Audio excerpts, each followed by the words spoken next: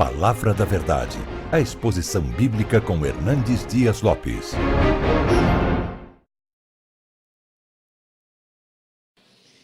Eu quero hoje partilhar com vocês o texto de João, capítulo 1, Evangelho de Jesus Cristo, conforme o relato de João, no capítulo 1. E nós vamos ler dos versos 1 a 14. Versos 1 a 14. Peço que você abra sua Bíblia e que você não a feche mais, para nós estarmos juntos examinando esta passagem. João capítulo 1, versos de 1 a 14.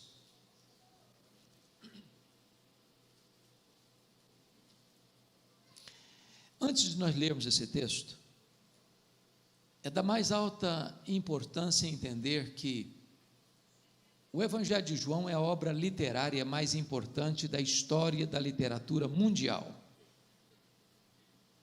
Nenhuma obra jamais foi tão traduzida para outros idiomas e tão largamente distribuída do que o Evangelho de João. Já passam de 4 bilhões de exemplares.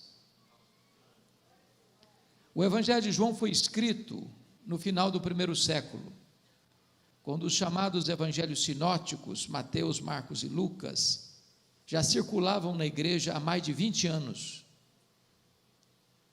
O Evangelho de João foi escrito quando todos os demais apóstolos já estavam mortos, e mortos pelo viés do martírio. O Evangelho de João foi escrito para defender a fé cristã de um ataque frontal, de uma heresia perniciosa, que quase devasta a igreja nos 3 primeiros séculos. Uma heresia chamada de gnosticismo, uma espécie de concubinato entre a fé judaica e a filosofia grega. Todos vocês sabem que desde que Alexandre o Grande dominou o mundo, que a cultura helênica, que a cultura grega se espalhou pelo mundo. E uma das crenças dos gregos era o chamado dualismo. Eles entendiam que a matéria era essencialmente má e o espírito era essencialmente bom.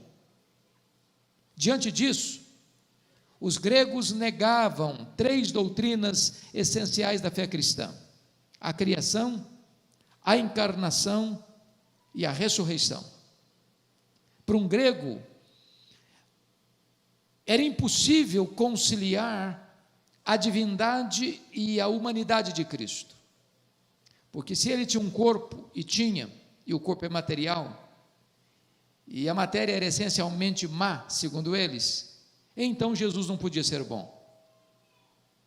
Se ele não podia ser bom, ele não podia ser Deus. Então, já no final do primeiro século, começa-se a negar a divindade de Cristo.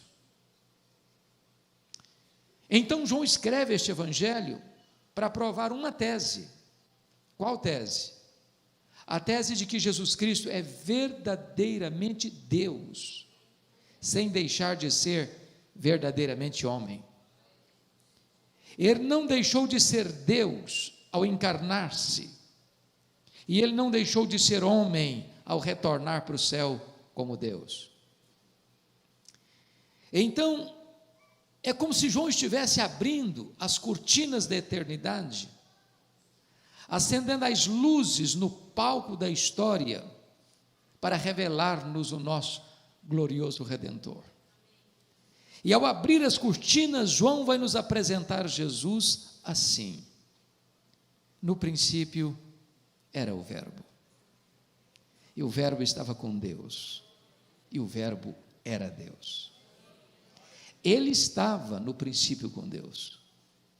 Todas as coisas foram feitas por intermédio dele, e sem ele, nada do que foi feito se fez. A vida estava nele, e a vida era a luz dos homens. A luz resplandece nas trevas, e as trevas não prevaleceram contra ela. Houve um homem enviado por Deus, cujo nome era João. Este veio como testemunha para testificar da luz, a fim de todos virem a crer por intermédio dele. Ele não era luz, mas veio para testificar da luz, a saber, a verdadeira luz que vinda ao mundo ilumina todo homem. O Verbo estava no mundo. O mundo foi feito por intermédio dele, mas o mundo não o conheceu. Veio para o que era seu e os seus não o receberam. Mas a todos quantos o receberam, deu-lhes o poder de serem feitos filhos de Deus, a saber, aos que creem no seu nome, os quais não nasceram do sangue, nem da vontade da carne, nem da vontade do homem, mas de Deus. E o Verbo se fez carne e habitou entre nós, cheio de graça e de verdade, e vimos a sua glória, glória como do unigênito do Pai. Ao abrir as cortinas da eternidade e acender as luzes no palco da história, para revelar-nos o nosso glorioso Redentor, João já quase nos tira o fôlego de início, quando ele diz assim: no princípio era o Verbo. Vocês que têm uma boa noção da língua portuguesa, sabem que o verbo ser, aí, não está no pretérito perfeito. João não diz, no princípio foi o Verbo, mas está no pretérito imperfeito.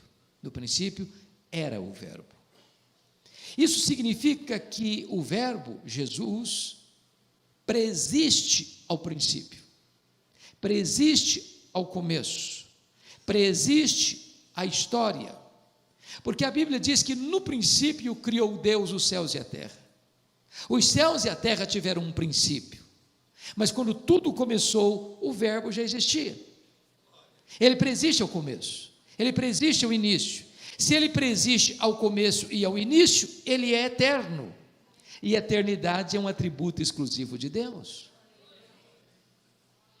Em 1978, eu li um livro, difícil de ler, necessário de ser lido, As Categorias de Aristóteles, o pensador grego.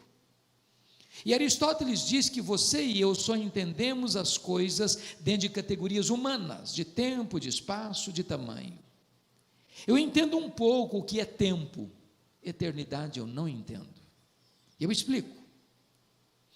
Se eu lhe perguntar, se você tirar um dia de 1 milhão de anos, você não tem 1 milhão de anos mais, certo? É claro, é óbvio.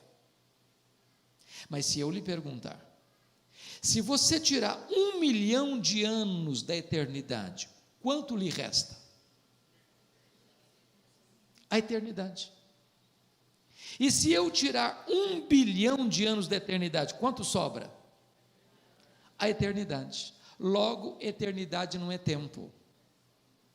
Logo, você e eu não entendemos bem o que é eternidade, sabe por quê? Porque eternidade é um atributo exclusivo de Deus. O Verbo é eterno. Mas João vai adiante e diz, ele estava com Deus.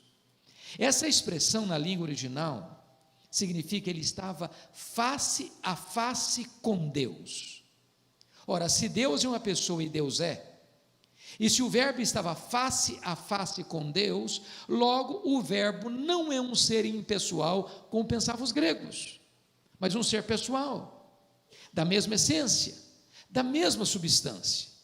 Nas palavras do credo niceno, Deus de Deus, luz de luz, coigual, coeterno e consubstancial com o Pai. E João termina assim no verso 1, e o Verbo era Deus. Não um ser inferior a Deus, como pensara Ário de Alexandria, não um ser superior aos anjos, mas um ser da mesma substância de Deus, tendo os mesmos atributos de Deus, realizando as mesmas obras de Deus. Aí, eu preciso concordar com o pensador cristão C.S. Lewis, quando ele disse o seguinte: com respeito a Jesus, eu só posso ter 3 opções, só 3 opções. ou ele é um mentiroso, ou ele é um louco, ou ele é Deus. Se ele não é quem ele disse ser, ele é um mentiroso. Se ele não é quem ele pensou ser, ele é um louco. Mas se ele é quem ele disse ser, então ele é Deus. Porque ele diz: quem me vê a mim, vê o Pai. Eu e o Pai somos um. Só nos resta, portanto, fazer o que Tomé fez: curvarmos-nos aos seus pés e dizer: Senhor meu e Deus meu. Então João já nos informa de início que o verbo é eterno, que o verbo é pessoal e que o verbo é divino. Mas ele vai para o verso 2 e diz assim: ele estava no princípio com Deus. E eu pergunto: que princípio? A Bíblia diz que no princípio criou Deus os céus e a terra. Quando os céus e a terra foram criados, o nosso glorioso Redentor estava lá. Estava lá.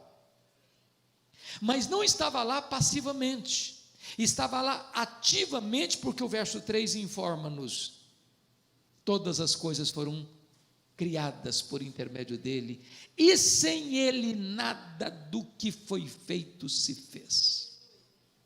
Então, isso é estonteante, porque esse verso 3 nos leva a 4 conclusões inevitáveis. Primeira: a matéria não é eterna como pensavam os gregos.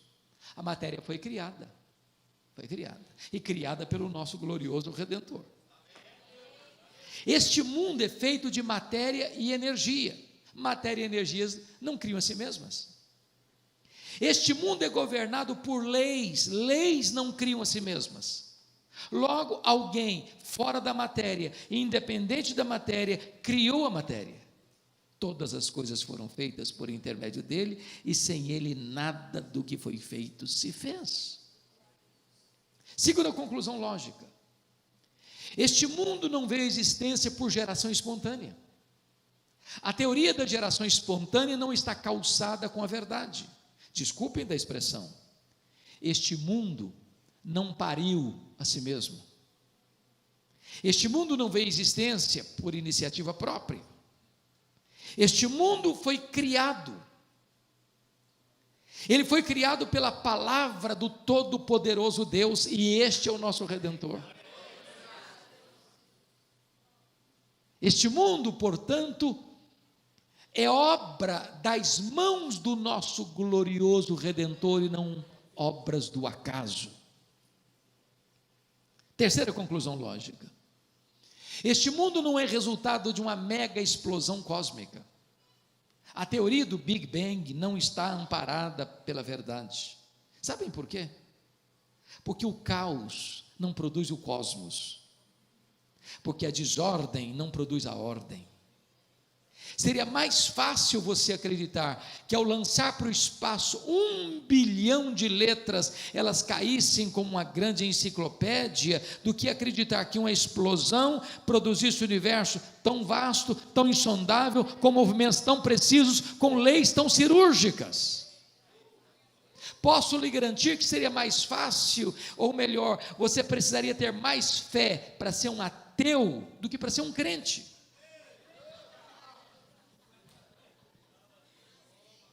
Eu explico isso. Por exemplo, o nosso planeta, onde vivemos, não está aqui por acaso. Não está aqui porque uma explosão o deixou aqui, ou porque o acaso o deixou aqui. Nós estamos rigorosamente no lugar onde devíamos estar. Se nós estivéssemos mais longe do Sol, nós morreríamos congelados. Se nós estivéssemos mais perto do Sol, nós morreríamos queimados. Não foi uma explosão que nos deixou aqui, foram as mãos do Todo-Poderoso Deus, e este é o nosso glorioso Redentor.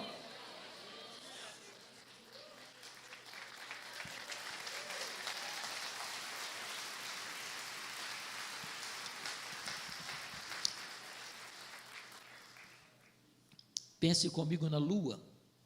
Todos vocês sabem que a Lua, nosso satélite, é a faxineira do planeta Terra. Não houvera Lua com as suas fases, não haveria as marés dos oceanos. Se não houvesse as marés dos oceanos, as nossas praias se encheriam de lixo e a vida seria impossível no nosso planeta. Não foi o acaso, nem uma explosão que deixou a Lua na sua órbita. Foram as mãos do nosso glorioso Redentor. Mas em quarto lugar, quarta conclusão, é que o nosso mundo não é resultado de uma evolução de milhões e milhões e milhões de anos. Vocês sabem que exatamente há 160 anos, 1859, Charles Darwin publicava o seu livro A Origem das Espécies em Londres, na Inglaterra. No dia do lançamento esgota-se a primeira edição do livro. De lá para cá, essa chamada teoria da evolução tem sido ensinada em escolas e universidades como uma verdade científica. Entretanto, falta-lhe a evidência das provas. Este mundo não é resultado de uma evolução de milhões e milhões de anos. Este mundo foi criado, e criado pelo nosso glorioso Redentor. De uns tempos para cá, surge uma nova ideia, sutil, diria para vocês, perigosa. A ideia de fazer um concubinato, um casamento espúrio entre Cristo e Darwin. E a nova ideia agora é o chamado evolucionismo teísta. A ideia é essa: não, Deus criou mesmo, mas criou pelo processo da evolução. Só que para você subscrever esse pensamento, você vai ter que ir para Gênesis 1 e 2 e olhar esse texto como um texto metafórico, lendário. Você precisará admitir que Adão e Eva não existiram. Você terá que admitir que a criação não foi como relatada em Gênesis 1 e 2. Ora, mas se o primeiro Adão não existiu, então não houve queda. Ora, mas se então não houve queda, não tem necessidade de redenção.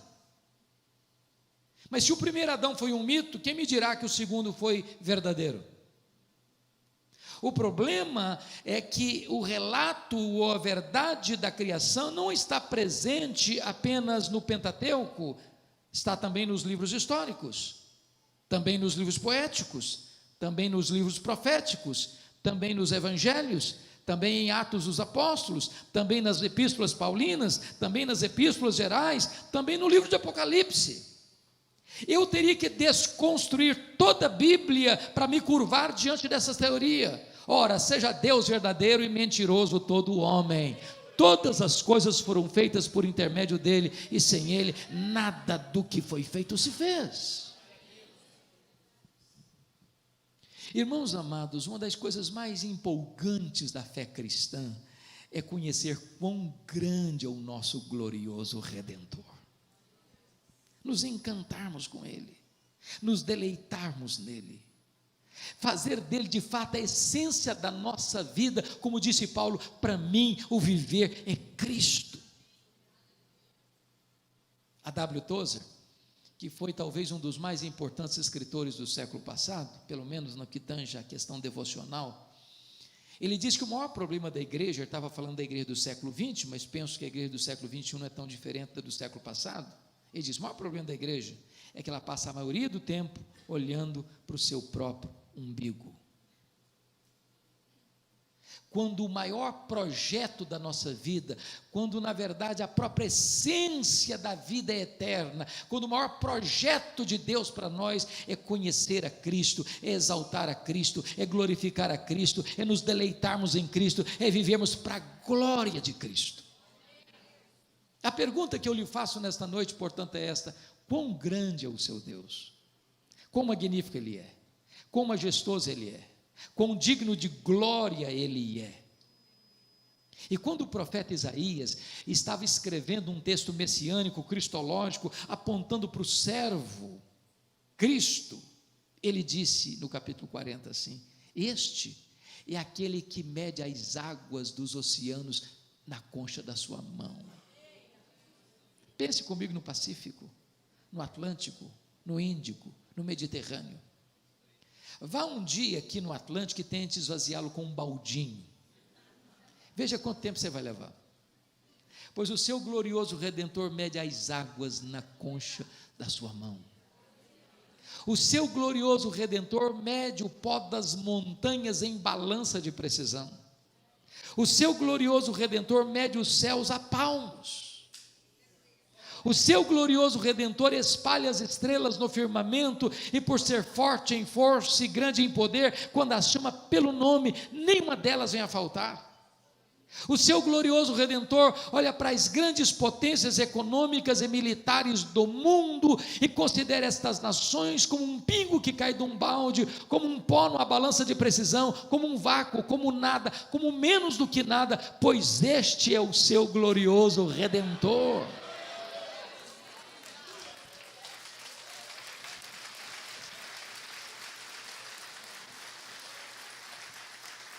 Agora, pergunte para um astrônomo assim: qual é o tamanho desse universo que o nosso glorioso Redentor mediu a palmos? Pergunte. Por mais robusto que seja o seu conhecimento, ou por mais peregrina que seja a sua inteligência, ele responderá assim, honestamente: eu não sei. Eu não sei. Mas quando ele diz eu não sei, ele não está confessando uma ignorância absoluta, não. É que nenhum homem é capaz de afirmar qual é o último limite do nosso universo, porque isso é uma matéria em aberto ainda. Porém, eu posso lhes garantir que o universo não é infinito, porque a infinitude é um atributo exclusivo de Deus. Porém, o que os estudiosos afirmam, e afirmam categoricamente, é que o nosso universo tem mais de 93 bilhões de quilômetros, bilhões de anos-luz de diâmetro. Mais de 93 bilhões de anos-luz de diâmetro. E o que significa isso? Significa que se você voar à velocidade da luz, 300 mil quilômetros por segundo, nessa velocidade, você demoraria mais de 93 bilhões de anos para ir de uma extremidade à outra do universo. Pois o seu glorioso Redentor é maior que tudo isso. Não há um centímetro desse universo onde eu não possa dizer: isso aqui é meu, eu criei isso aqui, sou dono disso aqui, sou o Senhor disso aqui e sou maior do que tudo isso aqui. Este é o seu glorioso Redentor. Agora pergunte a um astrônomo quantas estrelas existem. Sabe qual é a resposta dele? Eu não sei. Mas o que eles sabem e afirmam é que há mais estrelas no firmamento do que todos os grãos de areia de todas as praias e desertos do nosso planeta. Vá um dia à praia, enche a concha da sua mão de areia, leve para casa, bote numa tábua de vidro e tenha a paciência de contar quantos grãos de areia você consegue botar na concha da sua mão. Pois há mais estrelas no firmamento que todos os grãos de areia, de todas as praias e de todos os desertos do nosso planeta. Mas o seu glorioso Redentor não apenas criou todas elas, ele batizou cada uma delas pelo nome. E por ser forte em força e grande em poder, quando as chama pelo nome, nenhuma delas vem a faltar. Este é o seu glorioso Redentor. Mas hoje nós estamos pasmos mais com o macro-universo, hoje nós estamos boquiabertos, é com o micro-universo. Se você chegar em casa hoje e for no seu quintal, ou na varanda do seu apartamento, e colher uma folha, por mais tenra que ela seja, ela é mais complexa do que a cidade de Campinas. Se você for na sua geladeira e pegar um ovo, e quebrá-lo na frigideira, aquela gema é mais complexa do que qualquer máquina que o homem jamais inventou. Dr. John Wilson, uma das maiores autoridades do mundo em oftalmologia, um dos grandes figurões de Harvard, disse que você e eu temos em torno de 2 milhões de fios duplos encapados em cada um dos nossos olhos, e se não for assim, haveria um curto-circuito e nós ficaríamos cegos. Dr. Marshall Nirenberg, Prêmio Nobel de Biologia, fez uma das mais fantásticas descobertas no século passado. Ele descobriu que você e eu somos um ser programado geneticamente. Que nós somos um ser computadorizadamente programados. Ele descobriu que você e eu temos em torno de 60 trilhões de células vivas no nosso corpo. Descobriu mais. Que em cada uma dessas células tem 1,70 m de fita DNA, onde estão gravados e computadorizados todos os nossos dados genéticos, a cor dos nossos olhos, a cor da nossa pele, o nosso temperamento. Se você espichar a fita DNA do seu corpo, você tem 102 trilhões de metros de fita DNA. Você tem 102 bilhões de quilômetros de fita DNA no seu corpo. Daria para dar diversas voltas no sistema planetário. Dr. Loy vai dizer mais tarde que códigos de vida não se originam espontaneamente. Códigos de vida não se originam de uma explosão cósmica. Códigos de vida não se originam de uma evolução de milhões e milhões de anos. Códigos de vida foram plantados em você pelo Deus Todo-Poderoso, Criador dos céus e da terra, e este é o seu glorioso Redentor. Todas as coisas foram feitas por intermédio dele, e sem ele nada do que foi feito se fez. João vai para o verso 4 e quase nos tira o fôlego de novo, quando ele diz: a vida estava nele, e a vida era a luz dos homens. Prestem bem atenção, tudo que existe, existe porque recebeu vida dele, mas ele é autoexistente.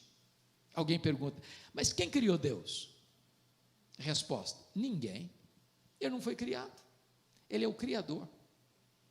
Alguém pergunta: mas quando ele passou a existir? Não, ele não passou a existir, ele é o Pai da eternidade. Anjos, homens, animais, o cosmos existe porque ele deu vida. Portanto, o fato de você estar aqui hoje é porque ele mantém a sua vida. Nele vivemos, nos movemos e existimos. É ele quem nos dá a respiração e tudo mais. Se ele fechar a torneira do oxigênio, você cai e vira pó. Ele é o autor da vida, ele é o doador da vida, ele é o mantenedor da vida, e a vida estava nele, vida física, vida biológica, vida espiritual. E ele era a luz dos homens. E o texto diz que a luz resplandece nas trevas, e as trevas não prevaleceram contra ela. Sabe o que significa isso? Eu nunca vi, e jamais verei certamente, a luz ter medo das trevas. Por mais trevosa que a treva seja, ao chegar a luz, ela bate em retirada. A treva do pecado, a treva do engano, a treva da mentira, a treva da iniquidade, a treva da idolatria, a treva da feitiçaria, a treva da incredulidade, a treva dos vícios. Quando Jesus chega, o poder das trevas é quebrado. Quando Jesus chega, a libertação chega, a salvação chega, o perdão chega, a restauração chega, porque a luz prevalece nas trevas. Eu disse para vocês que João escreveu este evangelho para provar uma tese. Qual tese? Jesus Cristo é verdadeiramente Deus. Até aqui, nos versos 1 a 5, João prova essa tese de duas maneiras. Primeiro, Jesus é Deus porque ele tem os mesmos atributos de Deus. Ele é eterno, ele é pessoal, ele é divino, ele é autoexistente. Segundo, ele é Deus porque realiza as mesmas obras de Deus. Ele é o Criador e ele é o doador e mantenedor da vida. A partir de agora, João vai nos mostrar 3 reações a este verbo. Se ele é Deus, você não pode ficar neutro diante dele. Você não pode ficar em cima do muro. Você que está aqui hoje é escravo da sua liberdade. Você não pode sair daqui hoje sem uma reação a este que é o glorioso Redentor. Você é como alguém dentro de uma canoa, rio abaixo, à beira de um precipício. A única coisa que você não pode fazer nessa condição é deixar de tomar uma decisão. Você pode resolver pular do barco. Você pode remar para chegar a outra margem. Ou você pode pensar que o abismo não existe. Você só não pode fazer uma coisa: deixar de tomar uma decisão.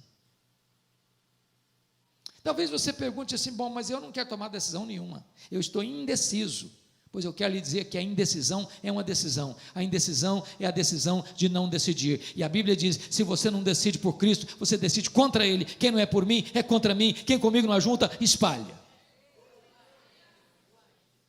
É por esta causa que esse texto nos leva a três reações em relação a Jesus. A primeira reação está nos versículos 6 a 9, confiram comigo, é a reação do precursor do verbo, João Batista, que deu a ele, Jesus, toda a glória devida ao seu nome.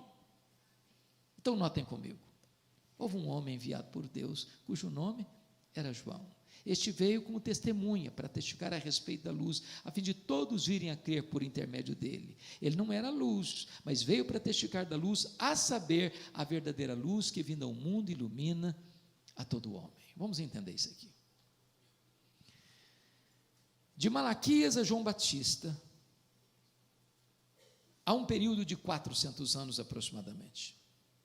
Nós chamamos esse período de período interbíblico, ou de um período de silêncio profético. Tinha templo, tinha música, tinha festa, tinha rituais, tinha sacrifícios, mas não tinha palavra de Deus. Depois de 400 anos de silêncio, Deus rompe o silêncio e envia um homem estranho, vestindo roupa estranha, se alimentando de comida estranha, pregando num lugar estranho, o deserto da Judéia, quente de dia, gelado de noite. E diz a Bíblia que as multidões, aos borbotões, fluem para ouvir esse homem. E ele pregava batismo de arrependimento para perdão, para remissão de pecados. E quando João Batista vê aquela massa humana se aproximando, lá entre aquela massa humana tinha soldados, tinha publicanos, tinha fariseus, tinha saduceus, e João Batista percebe que no meio daquela multidão tem gente que está ali com a motivação errada, com hipocrisia no coração, com os fariseus e saduceus, e ele se dirige a eles assim: raça de víboras, quem vos induziu a fugir da ira vindoura? Produzir frutos dignos de arrependimento, porque o machado já está posto à raiz das árvores, aquele que não produz bom fruto é cortado e lançado ao fogo. Diante do sucesso estrondoso de João Batista, diz a Bíblia, que do meio da multidão brota uma pergunta perigosa, sedutora, macia como veludo, mas venenosa como o sibilo da serpente. E esta pergunta beija os ouvidos de João Batista assim: porventura tu não és o Cristo? Olha a tentação aí, olha o perigo aí. Ó a tentativa de botar um homem no pedestal aí. Se João Batista tivesse engolido a isca, ele poderia ter pensado assim: bom, na verdade, pensando melhor, eu acho que eu sou um fenômeno, eu sou um ícone, olha aí, essa multidão toda vindo atrás de mim. Mas ele não engoliu a isca venenosa, não. Ele foi claro: eu não sou o Messias, eu não sou o Cristo, eu não sou o Verbo, eu sou apenas uma voz que clama no deserto. Eu não sou a luz, eu vim apenas para testificar a respeito da verdadeira luz que vindo ao mundo ilumina todo homem. Eu não sou o Cordeiro de Deus, eu sou aquele que aponta para ele dizendo: eis o Cordeiro de Deus que tira o pecado do mundo. Eu não sou noivo, eu sou apenas amigo do noivo. Eu batizo com água, mas aquele que vem depois de mim é mais poderoso que eu, e ele vos batizará com o Espírito Santo e com fogo. Eu não sou nem digno de me curvar, desatar a correia das suas sandálias. Eu tenho um lema de vida: convém que ele cresça e que eu diminua. Sabe o que João Batista está nos ensinando aqui, irmãos? Nunca queira receber a glória que só pertence a Jesus. Nunca queira ocupar um lugar onde Deus nunca colocou você. Reconheça que Ele é o único digno de toda honra, de toda glória e de todo louvor. Mas agora vem a segunda reação. Confira comigo os versos 10 e 11. É a rejeição do verbo. O verbo estava no mundo, o mundo foi feito por intermédio dele, mas o mundo não o conheceu. Veio para o que era seu e os seus não o receberam. Eu pergunto a vocês, quantas vezes aparece a palavra mundo aí no versículo 10? Quantas vezes? 3 vezes. No grego é a mesma palavra, cosmos, cosmos, cosmos. Mas num único verso, a mesma palavra sendo repetida 3 vezes, cada vez que aparece, tem um significado diferente. O verbo estava no mundo, que mundo?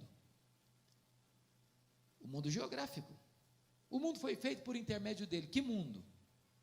O mundo material. O mundo não o conheceu, que mundo? O mundo das pessoas. Então, ao ler a sua Bíblia, preste bem atenção, porque uma única palavra, a mesma palavra, repetindo-se 3 vezes, num único versículo, pode ter significados diferentes. Mas ele especifica no verso 11 o seguinte: veio para o que era seu, e os seus não o receberam. Quem são os seus aí? Os judeus, povo de Israel. E não o receberam por quê? Por falta de luz? Não, por falta de olhos. Por falta de evidências? Não, por falta de fé. Porque todo o Antigo Testamento apontava para Jesus, preparava a chegada de Jesus. Desde Gênesis 3,16, 3,15, da semente da mulher nascerá aquele que esmagará a cabeça da serpente. Os patriarcas olharam para ele, os profetas apontaram para ele, o cordeiro da Páscoa era um símbolo dele, o santuário era um símbolo dele, a arca da aliança era um símbolo dele, o que estava dentro da arca, o vaso com maná, as tábuas da lei, a vara seca de Arã que floresceu, eram símbolos dele, a tampa da arca, o propiciatório, era um símbolo dele, as festas de Israel eram um símbolo dele, os sacrifícios do templo eram símbolos dele, o sábado era uma sombra dele, tudo era sombra, ele é a realidade. Por isso, na plenitude dos tempos, ele veio, nascido de mulher, nascido sob a lei, o verbo se fez carne, ele andou entre nós, fazendo as obras de Deus, libertando os oprimidos do diabo, os cegos viram, os surdos ouviram, os mudos falaram, os coxos andaram, os mortos ressuscitaram, e os homens viram a glória de Deus estampada nele, mas mesmo assim, os seus não o receberam. Sabe o que é triste? Até hoje essa realidade perdura. Eu tenho a bênção e o privilégio de levar uma caravana a Israel todo ano, e a coisa que mais me dói o coração é ver a incredulidade daquele povo, de ir para o Muro da Lamentação com a religiosidade intensa, zelosa, mas aguardando o Messias, que já veio em Jesus de Nazaré. Mais triste ainda é perceber como caravanas e mais caravanas de igrejas brasileiras vão para Israel e transformam esta viagem numa peregrinação mística. Gente que traz, como o senhor sabe, pedras dentro da mala, pagando bagagem extra. Achando que simples fato da pedra ser tirada de Israel, ela tem um poder milagroso. Gente que traz água do Rio Jordão, como se a água do Rio Jordão fosse uma água milagrosa. Ainda vende um pouco ainda. Irmãos, vocês sabem disso, Há muitas igrejas evangélicas brasileiras que estão se judaizando, importando o ritual do culto judaico, as peças do santuário judaico, levando o povo de volta ao judaísmo, como se isso fosse um upgrade, um avanço na fé cristã. Isso é retrocesso. Você voltar para as sombras. Leia a carta aos Hebreus e vocês verão isso. Por que a carta aos Hebreus foi escrita? Foi escrita porque judeus saíram do judaísmo e abraçaram o cristianismo, abraçaram a fé cristã, creram no Senhor Jesus como Messias. Aí veio a perseguição religiosa. E por causa da perseguição, ou para fugir da perseguição, esses crentes judeus estavam de malas prontas para abandonar o cristianismo e voltar para o judaísmo. Aí o autor aos Hebreus escreve dizendo o seguinte: voltar para o judaísmo é apostasia, é caminho de morte, porque Jesus é melhor que os profetas, porque Jesus é melhor que os anjos, porque Jesus é melhor que Moisés, porque Jesus é melhor que Arão, porque Jesus é melhor que Josué, porque a nova aliança inaugurada no sangue de Jesus é superior à velha aliança, porque o sacrifício de Cristo é melhor que os sacrifícios judaicos, porque o templo em que ele oferece sacrifício é superior ao templo judaico, porque Jesus é suficiente, ele nos basta, ele nos basta. Veio para o que era seu e os seus não o receberam. Muito cuidado para que você, a despeito do conhecimento que você tem de Jesus, ainda o rejeite no seu coração. Se hoje você ouvir a voz de Deus, não endureça o seu coração, porque hoje é o dia oportuno, hoje é o dia da salvação. Mas vamos então à última reação, versículos 12 e 13, confiram comigo.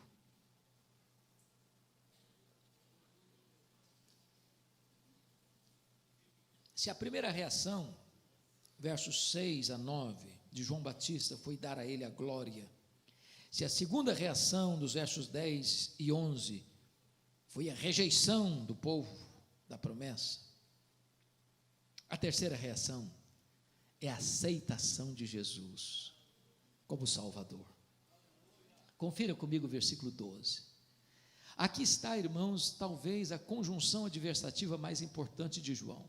Mas a todos quantos o receberam, deu-lhes o poder de serem feitos filhos de Deus, a saber, aos que creem no seu nome, os quais não nasceram do sangue, nem da vontade da carne, nem da vontade do homem, mas de Deus. Então, ao ler a sua Bíblia, sempre preste atenção nas conjunções adversativas. Mas, porém, entretanto, todavia, entre mentes. Ele está contrastando o que disse antes com o que vai dizer agora.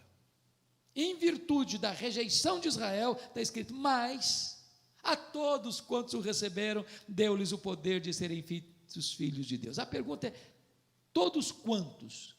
Todos quem?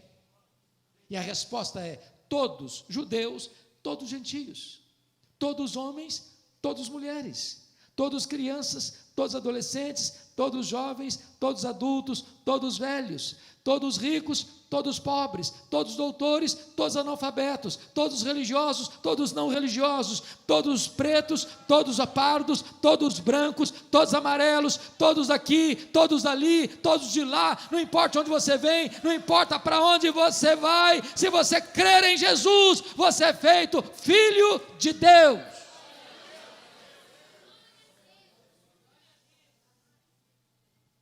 Logo, fica óbvio que nem todos são filhos de Deus. Nem todos são filhos de Deus. Ninguém é filho de Deus porque nasce na família A ou na família B. Ninguém é filho de Deus porque foi batizado na igreja A ou na igreja B. Ninguém é filho de Deus porque nasce num país chamado cristão. Ser filho de Deus não é coisa natural.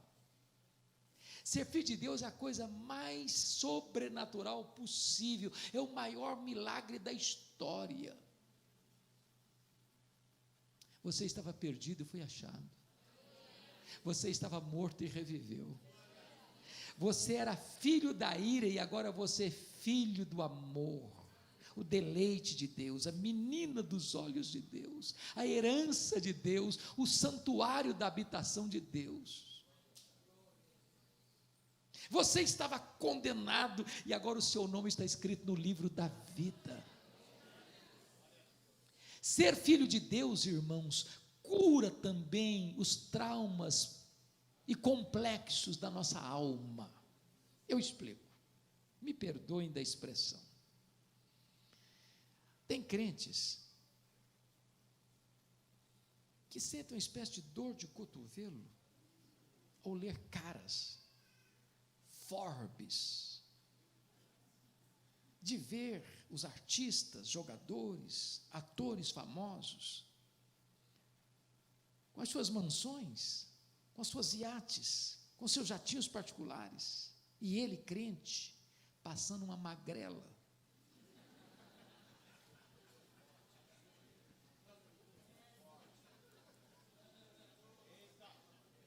Então quer dizer a você que se você de fato é filho de Deus, filha de Deus, corre nas suas veias mais do que sangue azul.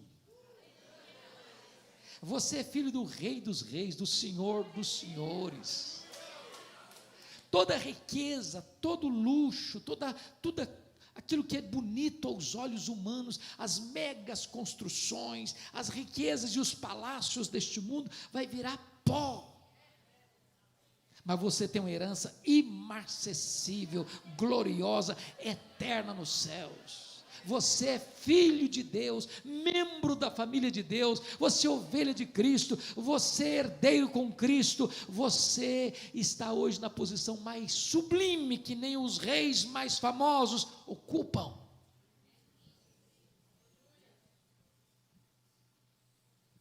Mas João não quer que você nem eu saiamos daqui confusos acerca do que significa ser filho de Deus. Por isso ele explica no versículo 13: os quais não nasceram do sangue. O que significa isso? Significa que ser filho de Deus não é algo hereditário. Você é filho de Deus? Claro que eu sou filho de Deus. Meu pai é o pastor da igreja. Minha mãe dirige o círculo de oração da igreja. Deve ser legal ser filho de pastor. Eu não sou não, mas deve ser. Ter uma mãe de oração é um privilégio, mas isso não faz de você filho de Deus, não. Você é filho de Deus? Claro que eu sou filho de Deus. Eu nasci num berço cristão. Eu aprendi desde criança.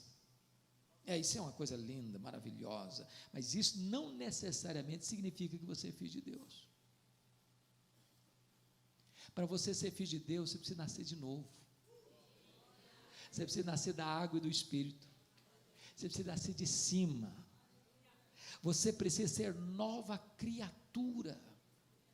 Ninguém é filho de Deus porque é presbiteriano, batista, assembleiano, ou dessa ou daquela outra igreja, nem desta ilustre comunidade. Segundo, os quais não nasceram do sangue, nem da vontade do homem. O que significa isso? Preste bem atenção. Os quais não nasceram do sangue, nem da vontade da carne. O que significa isso? Nem da vontade da carne. Significa que nenhum de nós pode se autoproclamar filho de Deus. Pense comigo nessa seguinte cena. Feriado gostoso. Você vai ou para uma praia muito linda, ou para uma montanha muito agradável.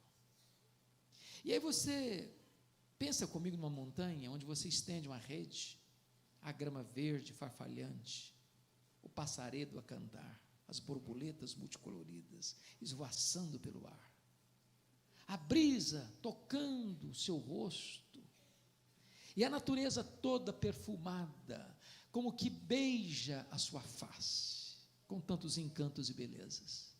E você diz, mas que dia lindo, que coisa tão linda. Você quer saber de uma coisa? A partir de hoje, eu me declaro e eu me faço filho de Deus. Você não tem essa competência. Você não tem esse poder.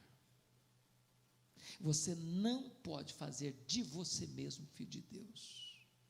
Só Deus pode fazer de você seu filho.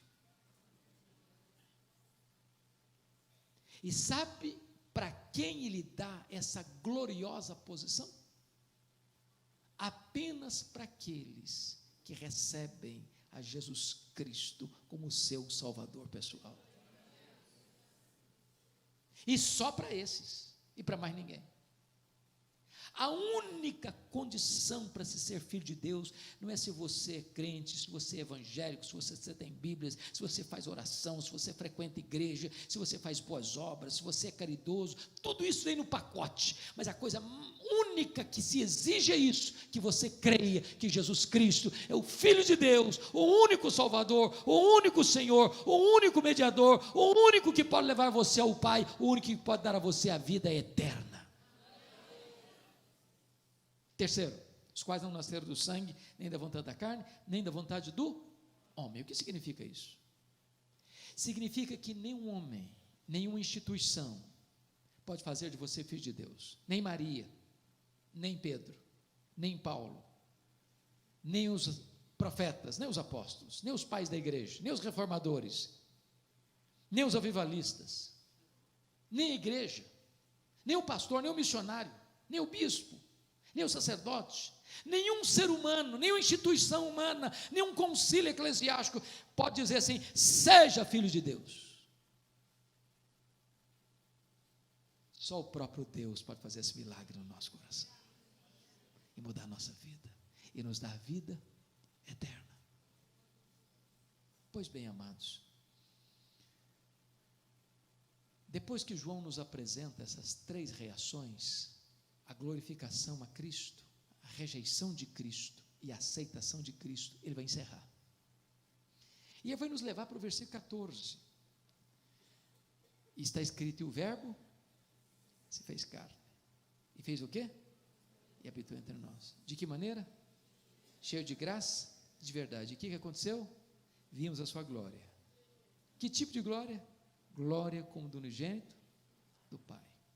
Atanásio, que enfrentou as teses heréticas de Ário, no primeiro concílio geral da igreja em Nicéia, em 325, escreveu um livro sobre a encarnação, e disse que a encarnação é o maior mistério do cristianismo, e ele tinha razão, é isso mesmo. Como assim? O que está escrito aí? E o verbo se fez carne, e a pergunta é, que verbo?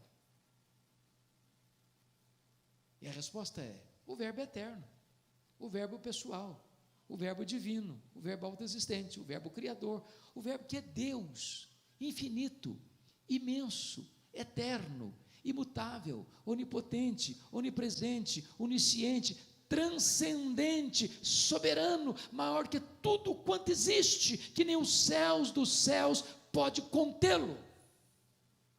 E diz Filipenses que ele se esvaziou, ele não foi esvaziado, ele se esvaziou. Aquele que nem os céus dos céus pôde contê-lo, vai se esvaziando, vai se esvaziando, vai se esvaziando, vai se esvaziando, vai se esvaziando, a ponto de se transformar um zigoto, um embrião, um feto, um bebê, que nasce de uma virgem, enfaixada em panos, colocado numa manjedoura. Aquele bebê era o Rei da glória, o Criador do universo, o nosso glorioso Redentor. Mas ele não habitou longe de nós, não, ele habitou entre nós. Ele vestiu pele humana, ele calçou as sandálias da humildade, ele pisou o nosso chão, ele bebeu a nossa água, ele comeu o nosso pão, ele chorou a nossa lágrima, ele sentiu a nossa dor, ele carregou sobre o seu corpo no madeiro o nosso pecado, ele morreu por nós. Mas de que maneira ele se manifestou? Cheio de justiça e juízo? Não, mas cheio de graça e de verdade. Se ele viesse até nós cheio de justiça e juízo, ele nos fulminaria. Sabe por quê? O melhor de nós, as nossas justiças, aos olhos dele, não passam de trapos de imundícia. Agora pense comigo, se o melhor de nós não passa de trapos, e o pior de nós, o que seria? Ah, mas ele não veio cheio de justiça e juízo, ele veio cheio de graça e misericórdia. Ele nos apanhou machucados, ele nos apanhou feridos, ele nos apanhou depravados, ele nos apanhou condenados, ele nos apanhou mortos nos nossos delitos e pecados, e ele nos limpou, e ele nos lavou, e ele nos transformou, e ele nos regenerou, e ele nos fez filhos de Deus. E João conclui assim: e vimos a sua glória, glória como do unigênito do Pai. Vocês todos sabem, amados irmãos, que glória não é um atributo de Deus. Não é. Glória é a somatória de todos os atributos de Deus na sua manifestação plena. Eu fico tão feliz, pastor, de pregar numa igreja como essa, que a palavra de Deus é valorizada e é preciosa. Então vamos só recordar um pouquinho os atributos de Deus. Certamente vocês todos sabem disso. Você tem dois tipos de atributos de Deus. Nós chamamos de uma forma geral atributos comunicáveis e atributos incomunicáveis. Há atributos que Deus tem e reparte conosco. Por exemplo, Deus é santo e diz: sede santos como eu sou santo. Deus é misericordioso e diz: sede vós misericordiosos como vosso Pai Celeste. Agora, há atributos que Deus tem e Ele não reparte conosco, nem agora e jamais, nem mesmo na eternidade. Por exemplo, só Deus é autoexistente, só Deus é infinito, só Deus é imenso, só Deus é eterno, só Deus é imutável, só Deus é onipotente, só Deus é onipresente, só Deus é onisciente, só Deus é transcendente, só Deus é soberano. Agora, a glória de Deus são todos esses atributos reunidos no seu esplendor máximo. Quando Deus mandava um profeta no Velho Testamento, via de regra, ele apontava para um atributo de Deus. Isaías enfatizou a santidade, Amós a justiça, Oséias a misericórdia. Mas quando Jesus Cristo veio, ele não veio para enfatizar este ou aquele atributo, ele veio para revelar Deus no sentido pleno, porque ele era a exata expressão do ser de Deus, ele era o resplendor da glória, habitou nele corporalmente toda a plenitude da divindade. Por isso ele pode dizer: quem me vê a mim, vê o Pai, porque eu e o Pai somos um. Então, João está nos provando a tese de que Jesus Cristo é Deus. De que maneira? Ele tem os mesmos atributos de Deus e ele faz as mesmas obras de Deus. Agora eu vou terminar. E ao terminar, eu quero dizer para você que quando você vai para o Evangelho todo, ele vai adotar a mesma metodologia. A grande tese dele é provar que Jesus é Deus. Qual é a metodologia que João escolhe para escrever, inspirado pelo Espírito Santo? Ele é Deus, primeiro, porque faz as mesmas obras de Deus. Sabe o que João vai fazer? Ele vai selecionar 7 milagres. Por que 7? É o número da perfeição. Primeiro milagre, capítulo 2, ele transforma água em vinho. Segundo milagre, capítulo de número 4, ele cura o filho do oficial. Terceiro milagre, capítulo 5, ele cura o paralítico de Betesda. Quarto milagre, capítulo 6, ele transforma, multiplica pães e peixes. Quinto milagre, capítulo 6, ele anda sobre o mar. Sexto milagre, capítulo 9, ele cura um cego de nascença. Sétimo milagre, capítulo 11, ele ressuscita Lázaro. Se ele faz as obras de Deus, logo ele é Deus. Mas João vai seguir a metodologia e provar que ele é Deus, porque tem os mesmos atributos de Deus. O que João vai fazer? Ele vai pegar uma declaração de Jesus, em João 8,58, antes que Abraão existisse, eu sou. E eu sou é o grande nome de Deus revelado a Moisés no Sinai, é o nome Yahvé, ou o nome Javé. Ao ler na Bíblia, não fique triste se você encontrar numa versão Javé, na outra versão Iavé, porque no hebraico o J e o I é a mesma letra. E você bem sabe ainda que o nome Jeová é um nome composto, onde você pega as consoantes de Javé com as vogais de Adonai e forma o nome Jeová, pois Jesus é o Jeová do Velho Testamento.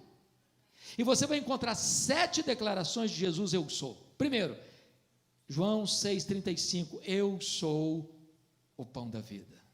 João 8,12, eu sou a luz do mundo. Terceiro, João 10:9, eu sou a porta. Quem entrar por mim será salvo, entrará e sairá e achará pastagem. Quarta declaração, João 10:11, eu sou o bom pastor dá vida pelas suas ovelhas. Quinta declaração, João 11:25, eu sou a ressurreição e a vida. Sexta declaração, João 14:6, eu sou o caminho e a verdade e a vida, e ninguém vem ao Pai senão por mim. Sétima declaração, João 15:1, eu sou a videira verdadeira e o meu Pai é o agricultor. Se ele tem os mesmos atributos de Deus, logo ele é Deus. Está provada a tese de João.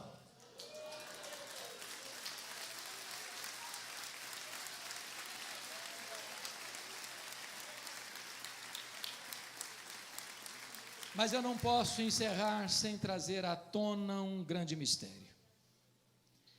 Dessas 7 declarações de Jesus, eu sou, uma ele reparte com a igreja. Ele disse em João 8:12, eu sou a luz do mundo. Mas ele disse em Mateus 5:14, vós sois a luz do mundo. Jesus nunca disse para a igreja assim, vós sois o pão da vida. Ele nunca disse isso para a igreja. Ele nunca disse para a igreja assim, vós sois a porta, quem entrar por vós será salvo. Ele nunca disse isso. Jesus nunca disse para a igreja assim, vós sois o bom pastor que deu a vida pelas ovelhas. Ele nunca disse isso. Jesus nunca disse para a igreja assim, vós sois a ressurreição e a vida. Ele nunca disse isso para a igreja. Nem Jesus jamais disse para a igreja, vós sois o caminho e a verdade e a vida. Ele nunca disse isso para a igreja. Nem ele jamais disse para a igreja, vós sois a videira verdadeira. Mas ele disse, eu sou a luz do mundo. E ele disse, vós sois a luz do mundo. Como entender esse mistério? Para explicar isso, far-lhes-ei 2 perguntas. Primeira pergunta, o sol brilha? E a resposta é, sim, o sol brilha. Por que o sol brilha? Porque o sol tem luz própria. Sabe por que Jesus brilha? Porque ele é o sol da justiça. Ele tem luz própria. Ele é a verdadeira luz que vinda ao mundo ilumina todo homem. A segunda pergunta é, a lua brilha? E a resposta é, sim, a lua brilha. Mas como a lua brilha? A lua não tem luz própria. A lua só brilha na medida em que ela reflete a luz do sol. Então preste atenção nisso. A igreja não é luz do mundo na mesma medida que Jesus é luz do mundo. A igreja não tem luz própria. A igreja só é luz do mundo na medida em que ela reflete no mundo a luz de Cristo, o sol da justiça, a verdadeira luz que vinda ao mundo ilumina todo homem. Então sabe qual é o nosso papel? É sair pelas ruas, pelos becos, pelas praças de Campinas, pelas escolas, pelas faculdades, pelos hospitais, pelos salões dos governantes e por todo canto, levando esta luz, a luz verdadeira que vinda ao mundo ilumina a todo homem. Que Ele nos abençoe. Amém.